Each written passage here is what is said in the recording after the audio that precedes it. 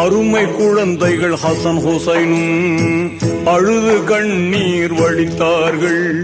பெருமை நிறைந்த பாட்டனாருக்கு பதிலா எங்களை அடிக்கட்டுமே. துயரம் மேலிட சாட்டைதனை துரிதமுடன் பிலால் எடுத்துச் சென்றார். பயமில்லாத உகாஷாவிடம் பெருமாநபிகள் கொடுத்தார்கள். சாட்டையை கையில் வாங்கியதும் சாந்த நபியிடம் அவர் சொன்னார், சட்டையில்லாது நான் இருந்தேன், சிம்மலே தாங்கள் அடிக்கையிலே.